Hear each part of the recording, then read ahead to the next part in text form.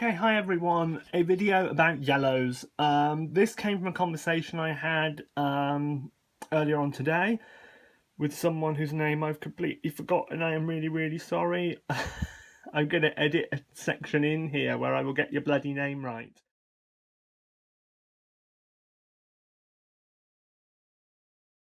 No, it's not a YouTuber whose name I can't remember that asked me some questions that inspired this video. It was Joe Maskey. I've remembered who it was. Sorry, Joe.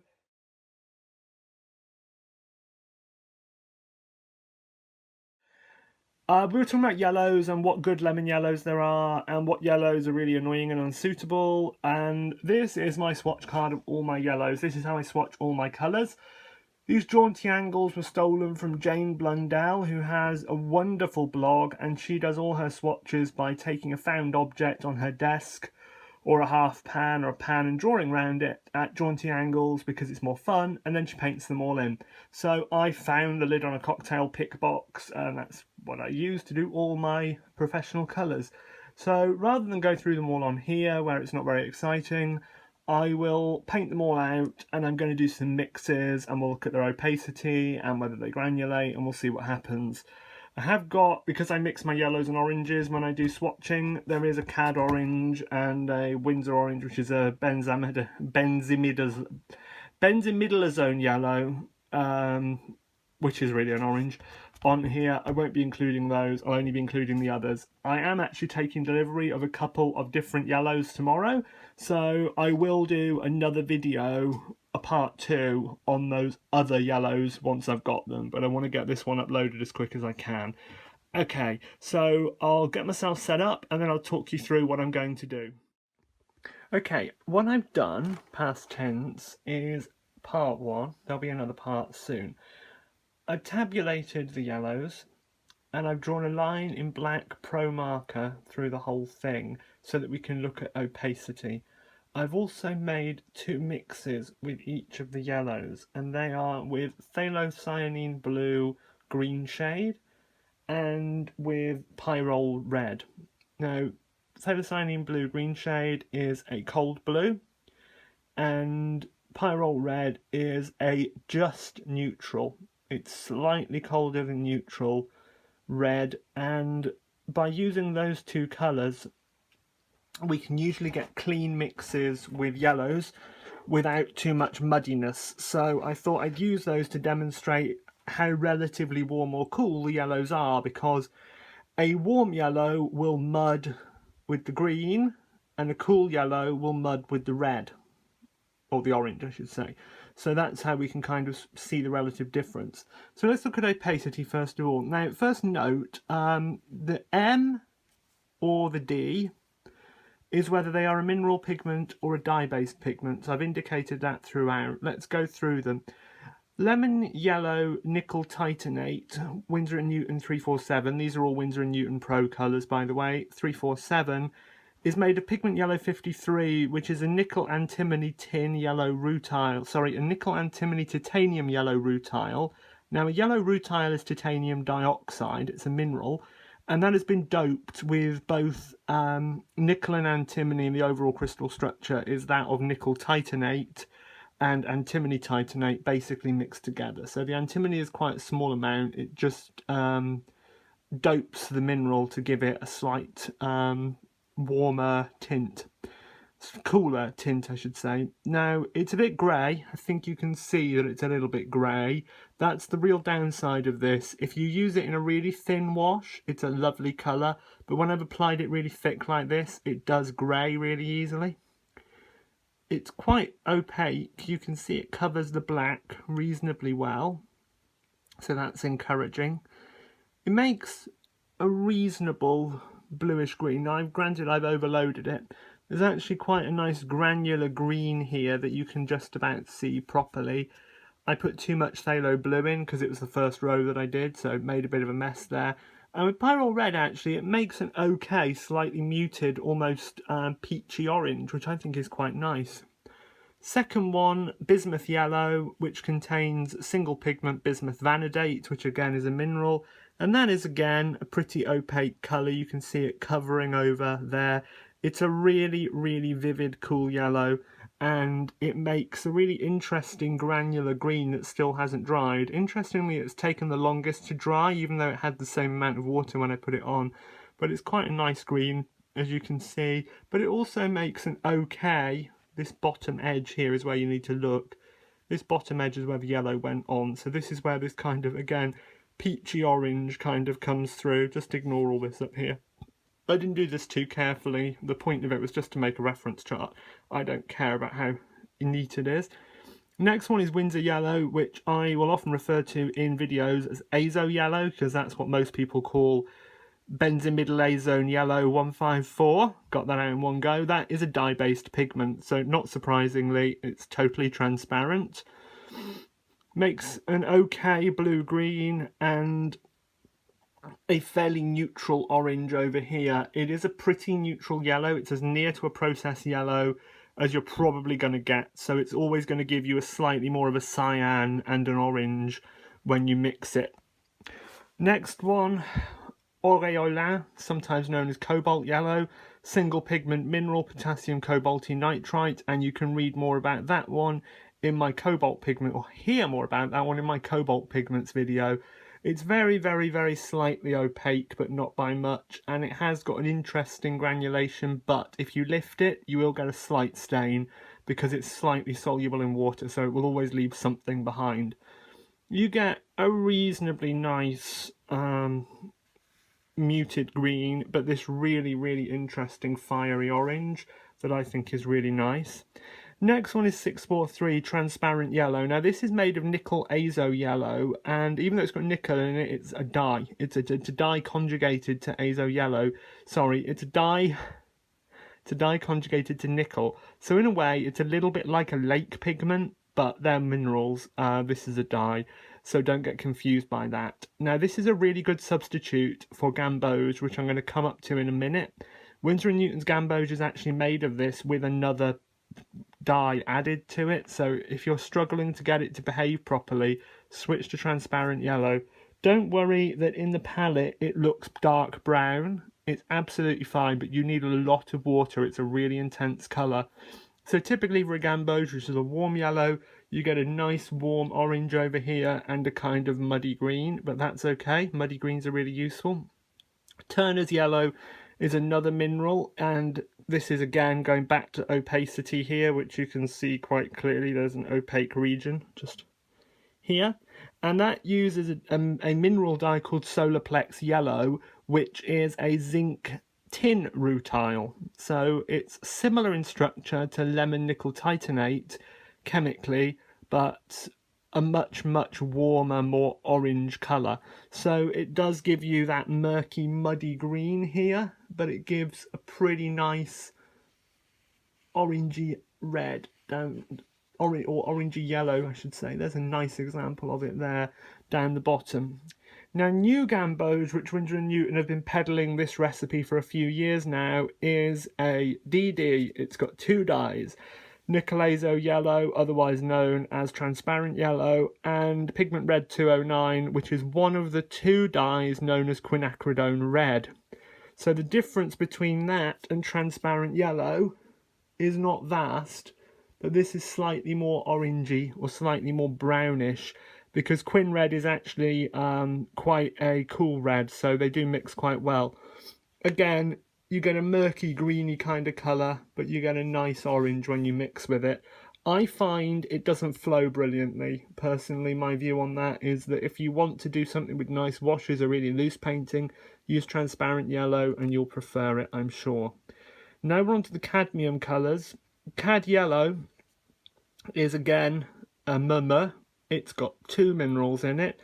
It's got pigment yellow 35, which is cadmium yellow, which is cadmium zinc sulfide, and it's got pigment orange 20, cadmium orange, which is cadmium selenosulfide. Now don't get confused here for a second. Cadmium orange paint doesn't actually contain this pigment. Cadmium orange paint is a mixture of the cadmium yellow pigment and the cadmium red pigment. It's much like cad yellow deep, but with more red in it. So cad orange itself is very rarely used on its own. I don't know why. I think it may be expensive to produce, but we'll come on to that again a bit later. It's an opaque pigment, lovely coverage, and it can granulate. That's one nice property of it. You can get granular colours with it. Slightly muddy yellow again, slightly muddy green again, sorry, but it makes a nice, warm, opaque orange there. The alternative version of it, Cad Yellow Deep, is the same yellow, but instead of using the orange, which was cadmium selenosulfide, IDE at the end, it is cadmium selenosulfite, ITE at the end, which basically means this one's got 3 oxygens in the crystal matrix that this one doesn't have, and that's cadmium red itself. So just to let you know, Cad Yellow Pale is the pure pigment yellow 35. Cad Red Deep, Cad Red is the pure pigment red 108, as is Cad Red Pale, and Cad Red Deep, if I remember, has got something mixed into it. They're a complex family, and I have got a cadmium pigments video coming up where I'll go through all of them and explain how they relate and how you can save money by mixing some yourself. So both of these are pretty opaque. Cad Yellow Deep is basically exactly what it is. Instead of having a yellow and an orange to give you this orangey yellow, it's a yellow and a red to give you a deep orangey yellow by comparison. The green's not too dissimilar. It's a little bit darker green than up here, equally muddy, and you get much more of a reddy orange rather than this sort of orange juice orange up here than you get down here. So that's a quick run through of the first set. What I'm now going to do is let those dry, and on the next page, this is the back of my sketchbook, on the reverse of the page I'm going to paint out the remaining yellows, which include the earth yellows and the quinacridones and the few remaining ones that I haven't already done. I've got one more cadmium yellow to paint, and I'll show you those in a few hours time. Bye bye. Okay, back with the remainder of the yellows. I just want to show you before I continue the blue and the red that I was using to make these mixes are phthalocyanine blue, green shade, and pyrrole red, which by Winsor & Newton are sold as Winsor blue, green shade, and Winsor red. If you want to use these, the word warning: this is a really heavy staining colour, so use sparingly. So I've done the remainder, and the first cab off the rank is Aurora Yellow, which is a single pigment, I think, mineral-based colour, which uses cadmium sulfide. I think it is pure cadmium sulfide. I don't think there's anything else in there, which gives it this wonderful bright yet fairly neutral yellow. It's not a cold yellow, it's not a warm yellow, it's a neutral yellow, but it is opaque. It was discontinued by Winsor & Newton in 1996, but I have a few tubes of it. If you're curious about it, post a comment and I will make you a spot card and send it to you so that you can play with it. And I will be doing a giveaway of a tube of it, which is a separate video. It makes a fairly neutral yet muddy green. It's not a great green. I think that is because the dye and the pigment don't like each other very much, because it is actually granulated pretty strongly, kind of clumped together, but it does make a really, really lovely neutral orange with a little bit of granulation there. To look at it, it's probably just on the warm side of neutral, but it is certainly not a warm yellow. Next one is Indian Yellow, which strictly speaking is Indian Yellow hue, because real Indian Yellow, which would have an NY pigment, is extracted from the urine of cattle that have been fed mango leaves exclusively, which makes their urine, well, this kind of colour. Now I will add a kind of note, even though I've got daylight bulbs and this camera is correcting the colour, I'm correcting the colour in editing in post, this is much more orangey yellow than the video is showing. I think that's just contrast issue. I'll try and clear that up in post if I can, but there we go. It's 2 dyes. One is benzimidalone orange H5G, and the other one is isoindolene yellow, pigment yellow 139, and that was pigment orange 62, the other one. It's a warm, transparent yellow. There are not many warm, transparent yellows around. Okay, this one's got 2 pigments in it, but it's pretty nice. As expected, a bit of a muddy green because it's a warm yellow, but you get this lovely orange with it. And when you add the red to it, it is really almost like you just take this and turn up the brightness, because on paper, this just looks like a more vivid version of this. I think that the camera's kind of cleared it up a little bit because it really is much more orange than this is, but it's really nice and I do like that. Next one is green gold, and you'll be thinking, but that's green, why are you doing it? Dye, yes, single dye. Pigment yellow 129, pigment yellow 129, Gazin yellow. It is indeed more green than it is yellow, but it is technically a yellow, so I thought I'd include it just for fun. It does give you a fairly nice green, bit blue, but that's because I probably put too much blue into it when I made it, but a pretty nice green all the same, because this is obviously a very bluish yellow. It actually gives a surprisingly nice, pretty neutral orange, which I wasn't expecting. I don't think I've ever added a red to green gold before, but that's what you get. Next up is Naples Yellow, which is the first of 3 earths that I'm going to show you, and it's slightly opaque, not brilliant, but you do need to put quite a bit on to get much more opacity than that. Contains 2 mineral pigments. One is pigment white 6, titanium white, and the other one is pigment brown 24, chrome antimony titanate, which is another rutile pigment, much like the ones that we had earlier on. That gives you this wonderful kind of sandy, beachy kind of yellow. Doesn't make a very nice green. It's a slightly earthy green. I would never choose to use it as a green. It's very dull, very neutralized green. But if you add red to it, you actually get a really quite pleasant, almost like a blushing flesh. It sounds very odd, but kind of like the cheek of someone that's blushing. It's that kind of slightly pinkened flesh tone. It's really quite nice. Next up, yellow ochre, single mineral pigment, which is yellow hydrated ferric oxide, and it's the natural form. So this is dug out of the ground and contains impurities. You get this very nice colour, nice and opaque, not too opaque, but it is opaque. Doesn't mix very well at all because it is an iron pigment, it is a mineral. Doesn't always mix brilliantly with dyes. I got a very muddy brownish green. There's a lot of red in this, so that's not surprising. When you mix it with a red, you do get, and don't worry about it, looks like it's bled here. It actually bled downwards. This had actually already dried because I did alternate ones, so it hasn't actually mixed. You do get a reasonable, slightly opaque, slightly redder version of the original, but it's not a proper orange, but it is nice and you can use it for things. Next we have raw sienna, which has got 2 mineral pigments. One of them is pigment yellow 42, which is the synthetic ferric oxide, brackets hydrated, brackets yellow. So this is the natural, this is the synthetic, and it also contains the red synthetic iron oxide pigment red 101, which is what is used in things like Indian red and light red and so on. So it's almost a mixture between this and Indian red, and actually you can fake it if you want to. Again, opaque, again, muddy green, but again, a kind of interesting orangey red, and it's just this edge that's okay before the bleeding happened. There's a little bit of it still in liquid form there because the bottom 2 colours are still not dry because they were the furthest away from the heat lamp. Last one is quinacridone gold, which has got 3 dyes. Dye. That's unusual in Winsor & Newton colours. There are not many that have got triple pigments in them, and you can totally fake this. So my advice is don't buy Quin Gold from Winsor & Newton. You can fake it. Pigment yellow 150 nickel azo yellow is transparent yellow.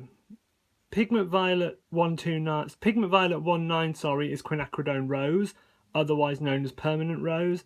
Pigment red 206, quinacridone burnt scarlet, is sold as brown madder. So if you've got those 3, you can mix this one, but it's a useful convenience mix because it is a bit of a difficult one to get tonally absolutely perfect, but it's not true quinacridone gold, which is really annoying.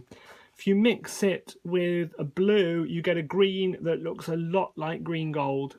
So again, you could, if you want that tone, but you don't want to buy it, you could again fake it. But what's nice about Quinn Gold, because even though it looks warm, it's quite neutral really, is that you can actually get a nice red orange, a nice neutral orange, and a nice neutral green, and that quite surprised me, because with this having three dyes in it already, adding a fourth dye I thought was going to take it over the edge and just give me mud. Because I've never really mixed Quinn Gold before. I use it a lot, but I use it as it is. And I sometimes let other things run into it, but when you're doing that, you kind of want mud usually. You're adding shadows, so it doesn't matter.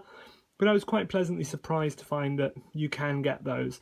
So that's my overview of all the yellows that I have. Coming up will be another video in maybe a week's time where I will show you some more yellows, because I've got some more yellows arriving, and that might help you with deciding which yellows are for you depending on like how they mix, opacity and other properties. As I said before, if you leave a comment below and give this video a thumbs up, you can request a spot card of the discontinued 017 Aurora Yellow cadmium sulfide pigment, single pigment colour from way back, which is this just warmer than neutral opaque yellow. And I can probably issue about 10-20 spot cards at most, and it will be first come first served, absolutely strictly. There will be another video coming up really shortly where I will be giving away a whole tube of it. So thanks very much, stay tuned for that other video. I will add an iCard thingy to this video to link to it. Thanks very much, bye bye.